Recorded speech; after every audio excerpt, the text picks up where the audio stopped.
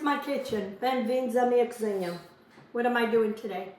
I have to make some focaccia bread for a friend, and I thought I would show you how I'm gonna do. This is sourdough focaccia bread, and I'm doubling this recipe because this is gonna be for an appetizer. So in here I have 200 of active starter, of my starter that I make. And I need 24 grams of, I'll leave the recipe in the description in grams and in cups or teaspoons. I need 24 grams of salt. I'm gonna make this into an appetizer. So I have here 3 cups of warm water or 710 grams of water. And I'm gonna mix all this. Yeah, she's having a party, and I needed to make a couple videos, so I told her I'd bring some appetizers so I can do my video, and I can help her out in some of the appetizers. Anyway, so you mix all this until it's milky. Okay, I already measured this, but there is 4 cups of flour, bread flour, unbleached bread flour, or 990 grams of flour. Like I said, I will leave the cups and grams.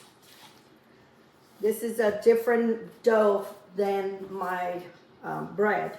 This will be a lot more softer, more watery, but that's what it is. Focaccia is more, it has more hydration.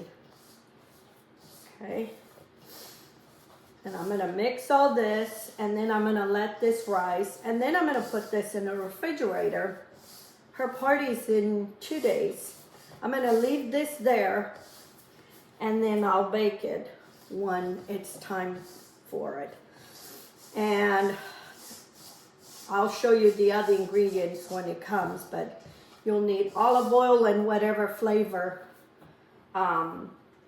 you want to put on top.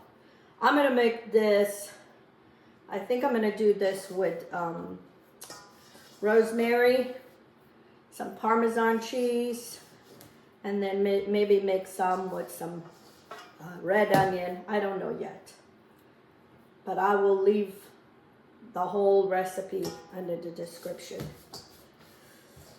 Okay, I'm gonna knead this a little bit. I'm gonna get my hands wet so they don't stick so much. I want to knead this a little bit right when you finish to stretch some of that gluten. And then I'm gonna just leave this on the counter and let it rise. And then once it rises or doubles in size, I will put it in my cookie sheets, and I'm gonna put it in my fridge. I'll keep it in the fridge, and then the day that I want to bake, just take it out. Okay, I think that's good. I'm gonna leave it there.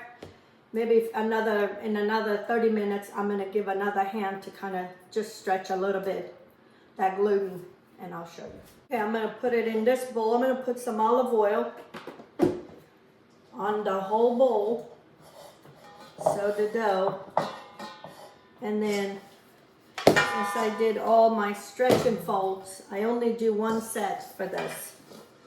Okay, I'm gonna put it in this bowl, stretch it a little bit, and make sure that the dough is covered with oil so it doesn't dry out. That's why I wanted to put it in another bowl. Okay? Okay, friends. Yesterday I made some sourdough focaccia and I put it in my fridge.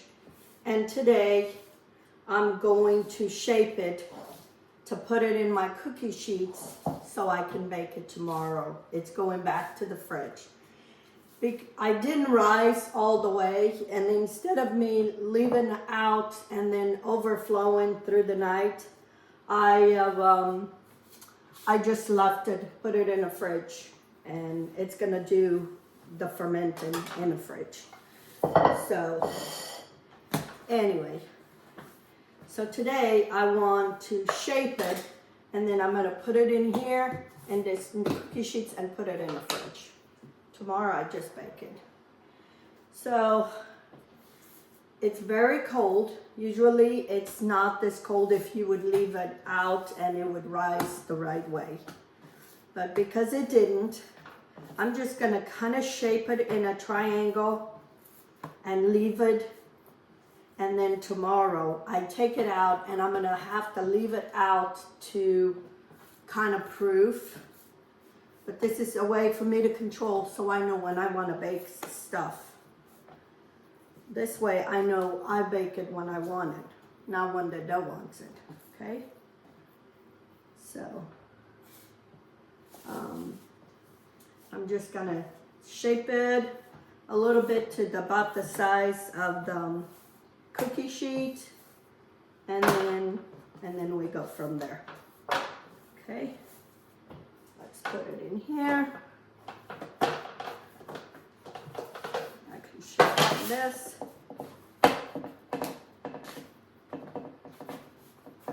Just spread out a little bit.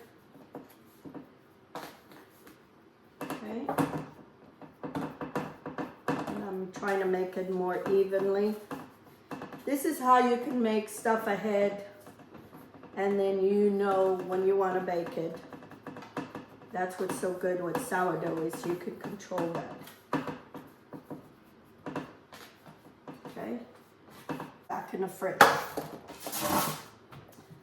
Put some rice flour in the bottom. Okay. And then shape it the way you want it. Okay, now I'm going to cover with plastic, and I keep it in the refrigerator, and I'll show you tomorrow.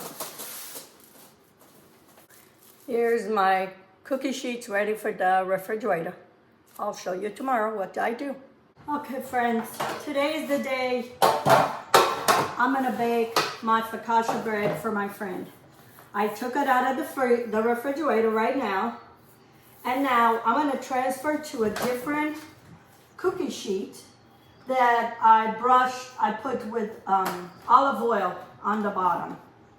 Okay, and I'm just going to put it here, and I'm going to let this rise, because now it's too cold, it needs to rise.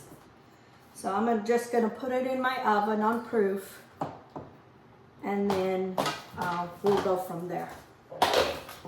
You want a good olive oil, because this will flavor your focaccia, and make sure you brush all around it, including the edges, so it doesn't stick. Okay, and just transfer to this. And at this point, it doesn't matter the shape. You just want to transfer and to have oil in the bottom. And then we're gonna let it rise, okay? I'll show you when it's ready to put the toppings. Okay friends, it's time to get my my focaccias ready. I'm gonna spread some of this olive tapenade throughout, as much as I possibly can without messing it up. Maybe I should have spread it before I put it in the oven. But again, trial and error. I don't want to deflate this too much.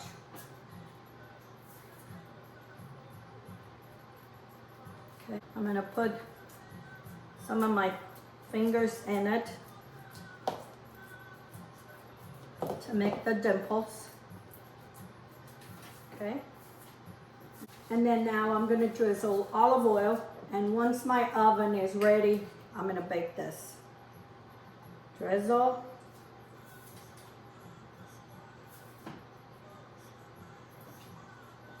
And then I have some Parmesan cheese that I shredded, and I'm gonna put it on top.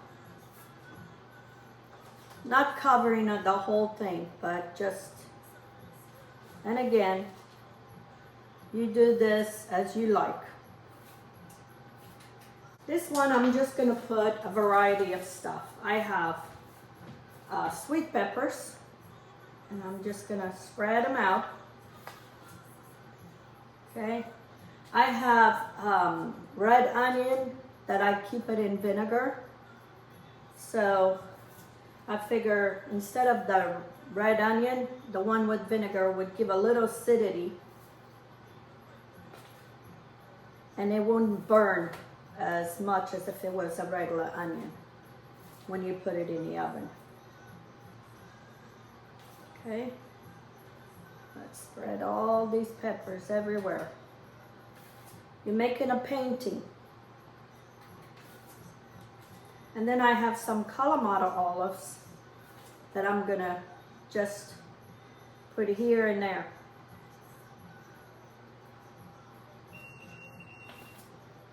Oven is ready.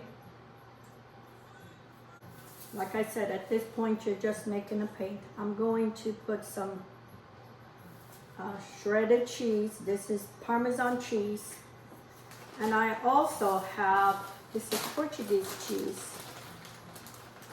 It's the shredded, it's a creamy cheese. I don't know what kind of cheese it is. I bought it, I never buy this cheese. I only buy it St. George, but this was like from Portugal. I'm gonna put it all. And then we're gonna drizzle some olive oil.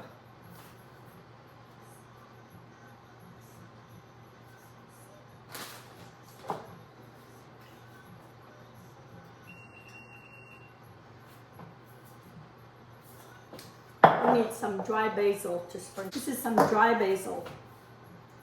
I'm just gonna put a little bit here and there. You can put whatever you want. Some can put rosemary. But I think with the flavors that are here, this is better. Okay. And we're gonna bake this probably for about 20-30 minutes, and then I'll show you.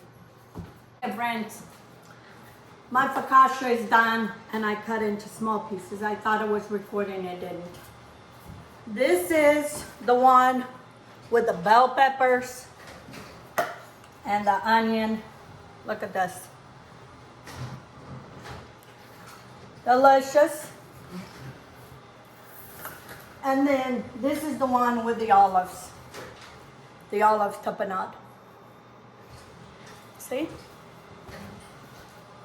This makes a delicious appetizer, or you can use it as bread for dinner. Doesn't have to, but because my friend is having a cocktail party, this would be good, perfect for our party. Anyway, I'll leave the recipe in the description so you can do the exact things, or you can change the toppings, whatever toppings you want. But this bread, you get addicted to eat this. I'd better put this away, otherwise I'll keep snacking on it. Anyway, until next time, have a good day. Here it is, friends, my focaccia bread at my friend's cocktail party. It was such a success. Everybody loved it.